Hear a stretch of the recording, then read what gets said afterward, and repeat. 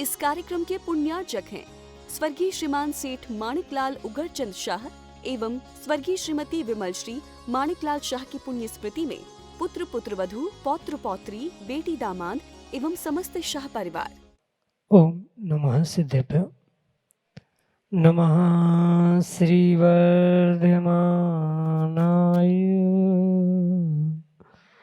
निर्धूतकलिलात्मने सालोकानां त्रिलोकानां यद्विद्यादर्पणायते यद्विद्यादर्पणायते। पंच परमेष्टि भगवान की परम पूज्य आचार्य भगवंत गुरुवर विशुद्ध सागर जी मुनि महाराज जी की परम पूज्य मुनि श्री सुप्रभ सागर जी महाराज की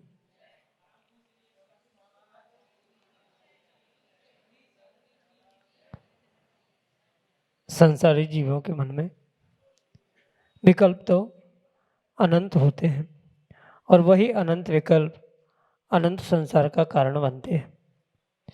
लेकिन यदि हम थोड़ा सा पुरुषार्थ करें और अपने उन अनंत विकल्पों में से कुछ ही विकल्पों को समीचीनता प्रदान करें तो वही हमारे समीचीन विकल्प हमारे लिए अनंत सुख का साधन भी बन सकते हैं। और यदि उन समीचीन विकल्पों का सम्यक समाधान जब हमें किसी निर्ग्रंथ गुरु से प्राप्त हो जाता है तो निश्चित ही वह हमारे कल्याण का मार्ग खोल देते हैं। ऐसे आत्म कल्याण की प्राप्ति का वह एकमात्र कार्यकारी उपाय समीचीन विकल्पों का सम्यक समाधान, जो कि हम सभी प्रतिदिन आगम के परिप्रेक्ष्य में परम पूज्य मुनि श्री सुप्रभ सागर जी महाराज के मुखारविंद से प्राप्त कर रहे हैं। प्रारंभ करते हैं आज का सम्यक समाधान। और आज के पहले विकल्प के लिए छतरपुर मध्य प्रदेश से अंकिता जैन परम पूज्य मुनि श्री के श्री चरणों में बारंबार नमोस्तु निवेदित करते हुए अपना समीचीन विकल्प रख रहे हैं कि महाराज जी, मोहिनी और वेदनी कर्म से हम कभी सुखी और कभी दुखी होते हैं, तो हम उनसे कैसे बचें। हमारे समीचीन विकल्प का सम्यक समाधान करने की अनुकंपा करें। नमोस्तु महाराज जी, नमोस्तु। ओम नमः सिद्धम। परम पूज्य आचार्य भगवान गुरुवर विशुद्ध सागर जी महाराज की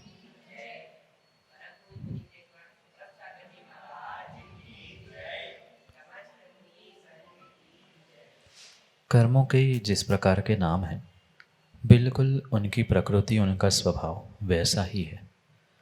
जो मोहनीय कर्म है वह जीव के स्वभाव को, ज्ञान दर्शन को मोहित करने वाला है, और जो वेदनीय कर्म है उस वेदनीय कर्म के निमित्त से ही जीव को सुख दुख आदि प्राप्त होता है।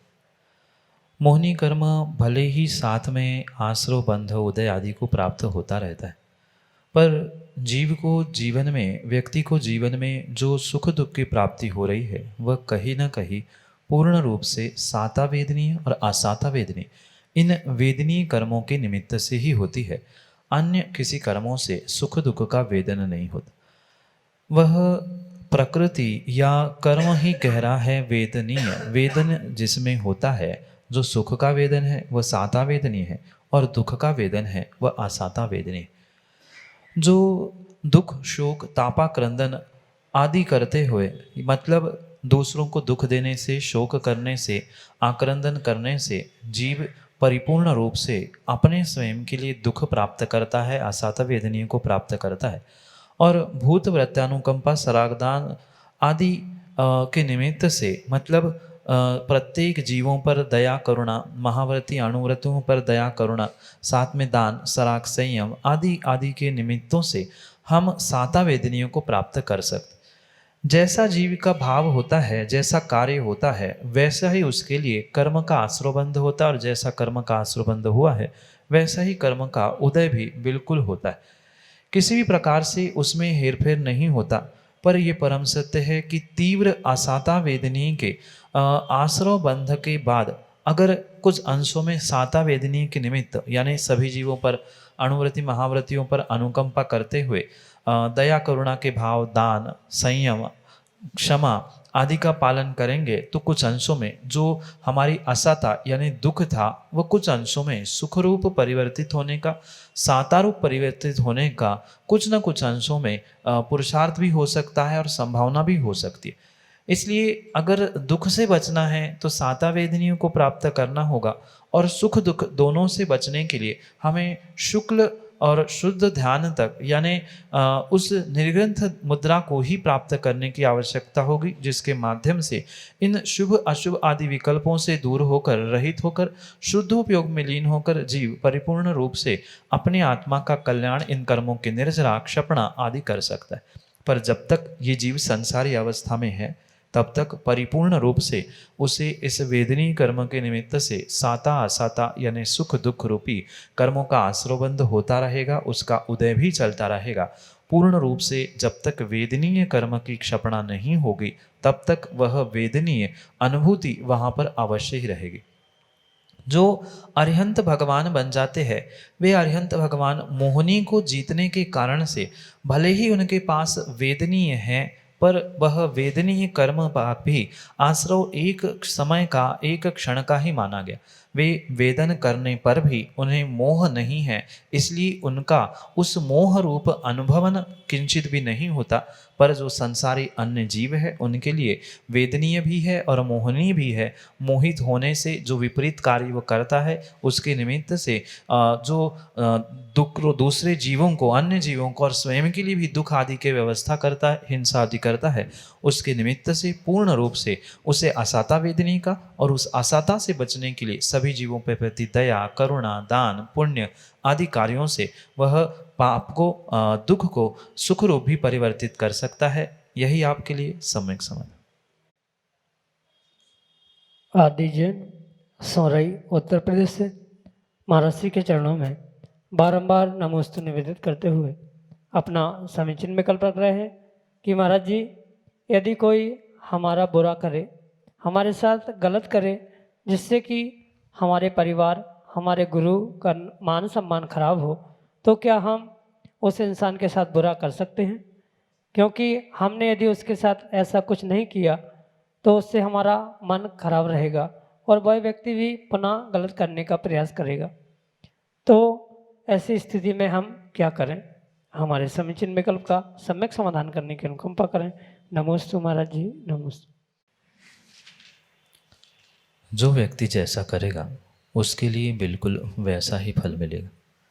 चाहे वह किसी दूसरे के लिए, आपके लिए पूर्ण रूप से बुरा कर रहा है, गलत कर रहा है, गलत कह रहा है, पर फिर भी उसका गलत कहना, उसका गलत करना उसके स्वयं के लिए आने वाले समय के लिए दुखदायक निमित्त, दुखदायक कारण बनने वाला। किसी भी प्रकार से वह पुरुषार्थ अच्छा बनने का भी करे पर वह अच्छा बन नहीं सकता, क्योंकि उसने दूसरे के साथ बुरा बर्ताव किया। भले ही पुण्य के उदय से उसने किए गए उस बुरे बर्ताव को वह फलीभूत नहीं कर पा रहा, यानी उसके साथ वर्तमान में बुरा नहीं हो पा रहा है, पर यह पक्का है आज नहीं तो कल जो दूसरे के लिए बुरा बर्ताव कर रहा है उसके लिए कहीं ना कहीं पूर्ण रूप से वैसा ही फल अवश्य ही प्राप्त होगा। ये भी बात हमें समझने की आवश्यकता है। भले ही आपके माता पिता का, भले ही गुरु या धर्म आदि का भी मान सम्मान उसके द्वारा खंडित किया जा रहा है, तो उसको उसका फल वैसा मिलेगा। आप उसको कुछ फल देने का या सबक सिखाने का प्रयास करोगे तो नियम से उसके बारे में सबक सिखाने के जो आपने विचार किया उसके साथ बुरा करने का या उसको बुरा कर ही दिया तो पूर्ण रूप से उस बुरे का फल आपको अवश्य रूप से मिलेगा। इसलिए किसी भी प्रकार से आप ये ना सोचे, भले ही वह व्यक्ति आपके धर्म, गुरु, माता पिता आदि के विपरीत कोई भी कथन कर रहे, विपरीत कार्य क्यों ना भी करे, पर फिर भी आपको समझदारी से काम करना होगा। अन्यथा उसके निमित्त से उसको समझाने के निमित्त से आपने अपने मन को खराब कर लिया, नहीं समझाने के भी निमित्त से माना कि कुछ नहीं कर पा रहे हैं इसलिए भी मन खराब कर रहे हैं, तो भी दोनों कारण से आपको असत वेदनी कर्म का आश्रय होगा। और मात्र असत ही नहीं अपितु अनेक प्रकार के कर्मों का आश्रय तत्त जन्य भावों के निमित्त से आपको अवश्य ही होता। इसलिए कोई भी व्यक्ति आपके साथ आपके माता पिता धर्म गुरु आदि के लिए भी विपरीत कहे विपरीत करे, हमें तो मध्यस्थ होकर देखना होगा। समझदारी से विवेक से अगर उस जीव को हम समझा सकते हैं कि भाई ऐसा नहीं करो तो ठीक है, पर जो बुरे विचार वाला बुरे सोच वाला व्यक्ति होता है उसको आप कितना ही समझा दो, कितना ही धमका दो, जिसका जो स्वभाव सा बन जाता है वह कभी उसमें सुधार करना नहीं चाहता। इसलिए अवश्य समझे, वह सामने वाला पुनः गलती करे, पर आप उसकी गलती को देखकर स्वयं गलती ना करें, क्योंकि जो गलत करेगा उसके साथ कर्म भी गलत ही उसको फल देंगे, ये पक्का है। इसलिए आप निर्विकल्प होते हुए अपने उस धर्म ध्यान की ओर बढ़ने का प्रयास करें। दूसरों को समझाने की जगह अपने आप को समझाने का, अपने आप को व्यवस्थित करने का, अपनी स्वयं की व्यवस्था स्वयं को करने की आवश्यकता है। ये समझकर स्वयं व्यवस्थित होने का प्रयास करें। दूसरों को व्यवस्थित समझाना, दूसरों को व्यवस्थित करना, यह आपके लिए कर्मबंध का ही कारण हो सकता है। यही आपके लिए समय श्रीमती स्वाति जैन, आशी, विदिशा, मध्य प्रदेश से अगले समय चिन्ह विकल्प। गुरुवर के चरणों में त्रैबार नमोस्तु नमोस्तु नमोस्तु। महाराज जी, जैसा कि आपने प्रवचन में बोला था कि हम प्रवचन सुनने आते हैं और एक थैला लेकर आते हैं, लेकिन जब घर जाते हैं तो उस थैले में कुछ भी नहीं बचता, क्योंकि उस थैले में छेद होता है और घर तक वापस होते होते वो थैला पूरा खाली हो जाता है। आखिर वो छेद किसका होता है और छेद को हम कैसे भरें कि घर पर हम भरे हुए जाएं और अपने जीवन पर और जा सकें, अपने जीवन और आचरण में उतार सकें। कृपया सम्यक समाधान कीजिए। माँ, जो भव्य जीव जिनवाणी सुनने के लिए श्रद्धापूर्वक आता है, वह नियम से पुण्य की झोली को, पुण्य की थैले को साथ में लेके आता, और पुण्य रूपी इस थैले को जो यहाँ जिनवाणी के माध्यम से कुछ अंशों में पुण्य, कुछ अंशों में स्वाध्याय की पंक्तियाँ, सूक्तियाँ जो भी यहाँ से प्राप्त होती है, वह पुण्य की उस थैली में ले जाते जाते कहीं न कहीं जो पाप रूपी छेद उस पुण्य रूपी थैली में लगा है, वह पाप रूपी छेद के कारण से वह पुण्य हो, चाहे भाग्य हो, या अन्य भी जो पंक्तियाँ सूक्तियाँ जो आगम के सूत्र हमने सुने हैं, ग्रहण किए हैं, थैले में रखे हैं, वह कहीं न कहीं जाते जाते बिखर जाते। इसलिए उस पुण्य रूपी थैले में जो पाप रूपी छेद लगा है, उस पाप रूपी छेद को ठीक करने के लिए सबसे पहले आपको पुण्य को बढ़ाना होगा। अपनी भाव और अपनी भावनाओं को भी बहुत व्यवस्थित करने की आवश्यकता है। अन्यथा जो आज तक जीव करता रहा, सुनता रहा, बहुत कुछ ग्रहण किया, पर जाते जाते वह विषय कषाय के निमित्त से जो पाप परिणति जीव करता रहा, उस पाप परिणति के कारण से उस थैले में जो छेद था, वह छेद में से वह पूरा पुण्य, पूरा संस्कार, पूरा ज्ञान, वह सब कुछ वह रास्ते में ही टपकता गया।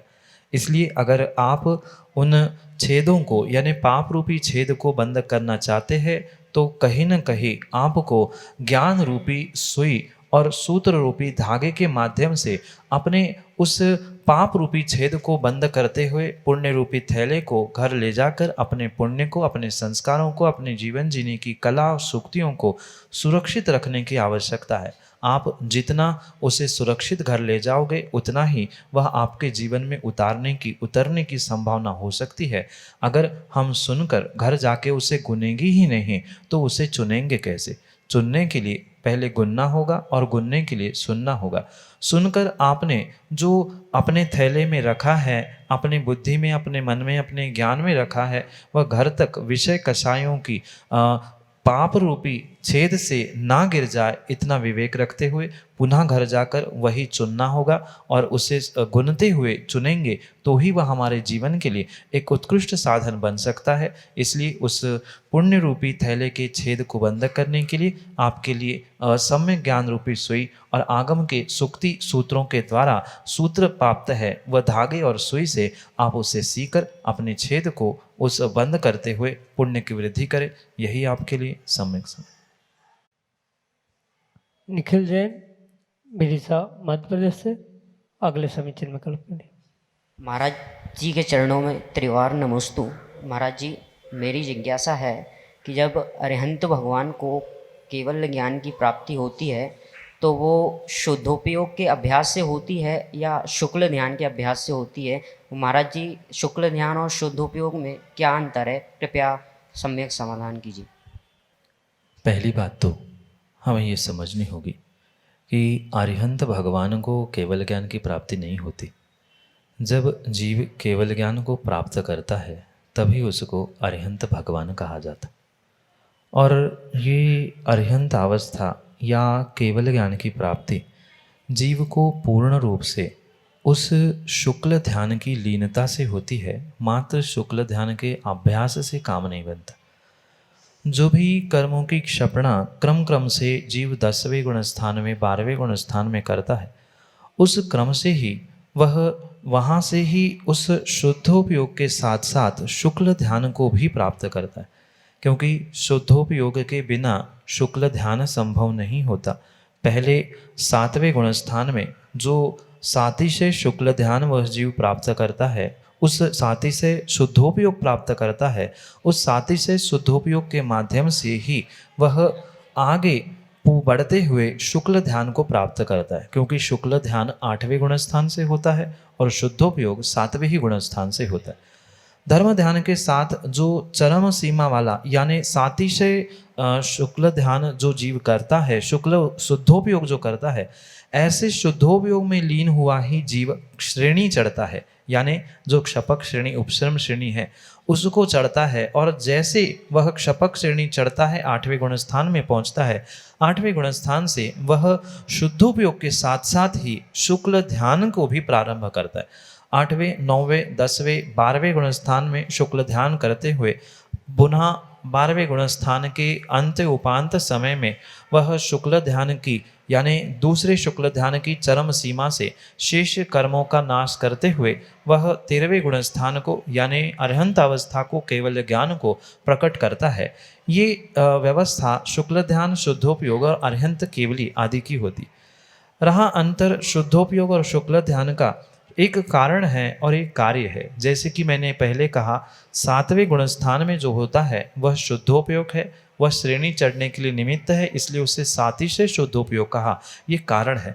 और उस शुद्धोपयोग के बाद में जो शुक्ल ध्यान होने वाला है, क्योंकि मन की एकाग्रता ही शुक्ल ध्यान है और जो ज्ञान दर्शन रूपी जीव का लक्षण था, जीव का कार्य था, उसमें शुद्धता आना, ये शुद्धोपयोग है।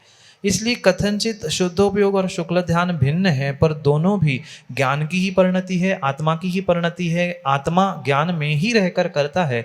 इसलिए कथनचित दोनों एक भी है, पर एक कारण एक कार्य रूप गुणस्थान की अपेक्षा से होने से उनमें थोड़ा सा अंतर भी है, थोड़ा सा ऐक्य भी है। यही आपके लिए सम्यक समय।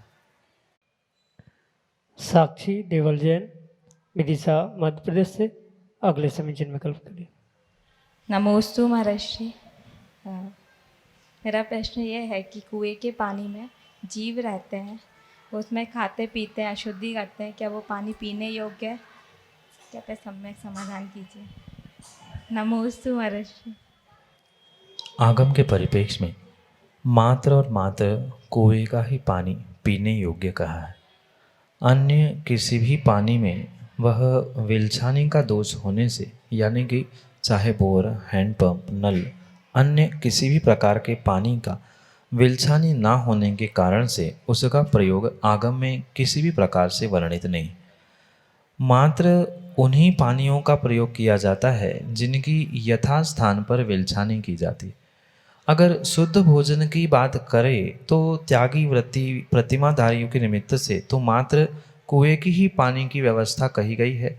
पहले ज़माने में जो नदी से पानी भरा जाता था, सरोवर, तालाब, कुएं आदि से पानी भरा जाता था, वहाँ तक विलछानी होने के कारण से दोष नहीं था। पर वर्तमान में जो बोर, हैंडपंप, नल आदि के माध्यम से पानी आता है, उसकी विलछानी ना होने से आगम के परिप्रेक्ष्य में वह शुद्ध होता ही नहीं। रही बात कुएं में जो जीव जंतु होते हैं, मेंढक आदि होते हैं, उन जीव जंतु मेंढक आदि के निमित्त से जो उसमें उनका जन्म मरण होना, अशुद्धि आदि होना, ये पूर्ण रूप से अशक्य अनुष्ठान के रूप में आचार्य भगवान ने स्वीकार किया। अशक्य अनुष्ठान का मतलब होता है जो किसी भी प्रकार से टाला नहीं जाता है, अशक्य है। ऐसे उस अशक्य अनुष्ठान के निमित्त से वहाँ पानी आदि में, कुएं के पानी में अशुद्धि, तालाब आदि के पानी में, नदी आदि के पानी में अशुद्धि हो सकती है।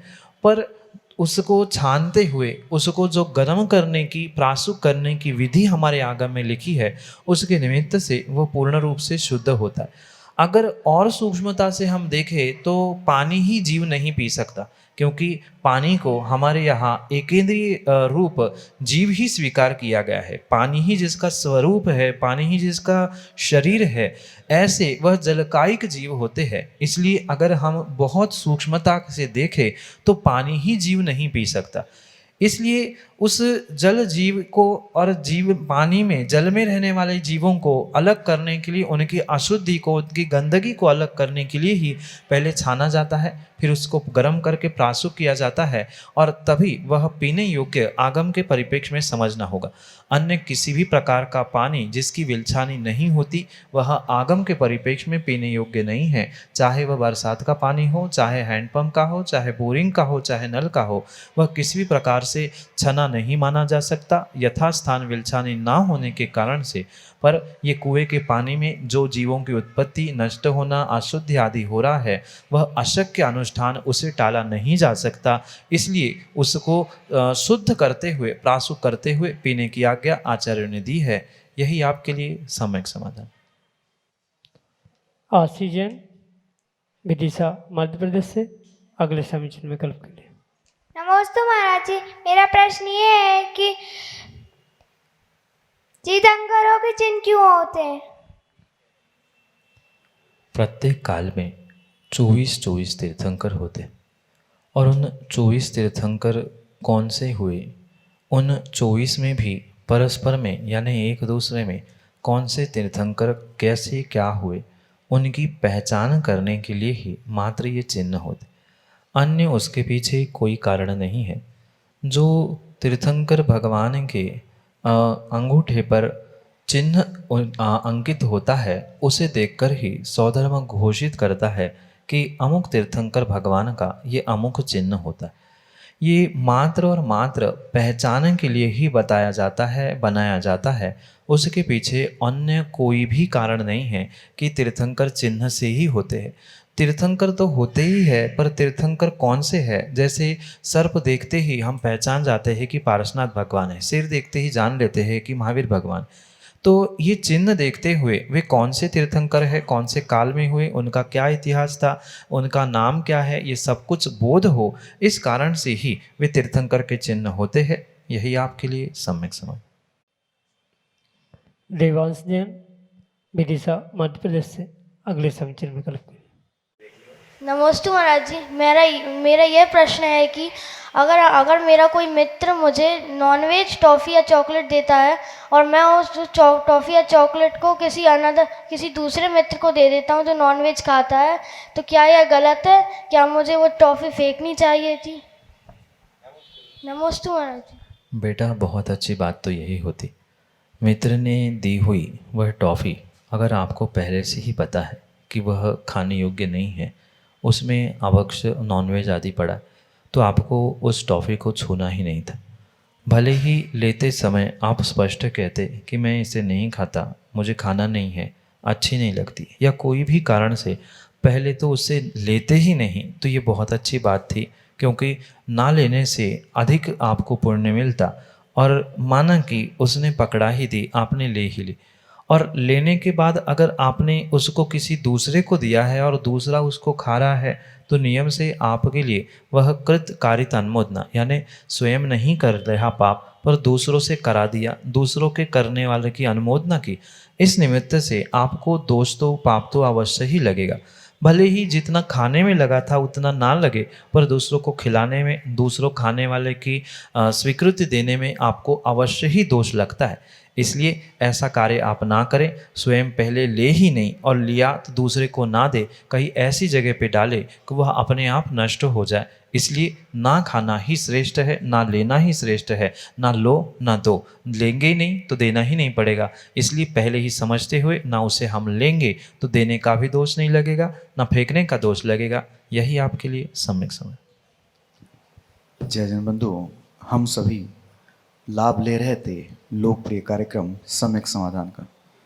प्रतिदिन यह कार्यक्रम 5:13 पे यूट्यूब चैनल सुप्रभात के माध्यम से प्रसारित होता है एवं ठीक शाम को 4 बजे आदिनाथ टीवी चैनल के माध्यम से भी यह कार्यक्रम का प्रसारण होता है। आप सभी लोग घर बैठे यूट्यूब चैनल और आदिनाथ टीवी चैनल के माध्यम से सम्यक समाधान इस कार्यक्रम का लाभ ले सकते हैं। अगर आप इस कार्यक्रम से जुड़ना चाहते हो, कार्यक्रम के माध्यम से अपने विकल्प का सम्यक समाधान प्राप्त करना चाहते हो, तो हमारा व्हाट्सएप का नंबर 8707548811 जो नीचे पट्टी पे स्क्रॉल पे चल रहा है, आप उसके माध्यम से हमें अपने विकल्प पहुंचा सकते हैं और हम सभी लोग मुनिषी के मुखारविंद से सम्यक समाधान प्राप्त करेंगे आपके विकल्पों का। samyak.samadhan@gmail.com यह हमारी जीमेल की आईडी है। आप उस जीमेल की आईडी पे भी अपने विकल्प भेज सकते हैं और विकल्प का सम्यक समाधान प्राप्त कर सकते हैं। आने वाले पर्युषण पर्व में धर्मनगरी विदिशा में समय सारोपासक साधना संस्कार शिविर का आयोजन किया जा रहा है। आप सभी लोग इस साधना संस्कार शिविर में लाभ लेके अपने जो संस्कार है, अपनी जो साधना है, उसको आप गति दे सकते हैं। मुनिषी के सानिध्य में पूरे दिन भर के कार्यक्रम सुबह से लेके शाम तक, सुबह ध्यान, योग एवं पूजा अभिषेक के बाद मुनिषी के प्रवचन पर विशेष प्रवचन और दोपहर में एक विशेष क्लास 1:30 बजे से एवं 2:30 बजे से मोक्ष शास्त्र पे एक विशेष क्लास मुनिषी के द्वारा LED के माध्यम से आपको दी जाएगी। आप सभी लोग उस कार्यक्रम का लाभ लेते हुए अपने पर्युषण पर्व को अच्छी तरह से मना सकते हैं। और यह अधिक जानकारी के लिए आप नीचे पट्टी पे जो स्क्रॉल पे नंबर चल रहा है उसके माध्यम से आप हम तक संपर्क कर सकते हैं। आज के लिए इतना ही। मुनिषी के चरणों में कोटिशा नमोस्तु करते हुए आज के सम्यक समाधान कार्यक्रम को यही पे विराम देते हैं। नमोस्तु नमोस्तु नमोस्तु। स्वर्गीय श्रीमान सेठ माणिकलाल उगरचंद शाह एवं स्वर्गीय श्रीमती विमल श्री माणिकलाल शाह की पुण्य स्मृति में पुत्र पुत्रवधू, पौत्र पौत्री, बेटी दामाद एवं समस्त शाह परिवार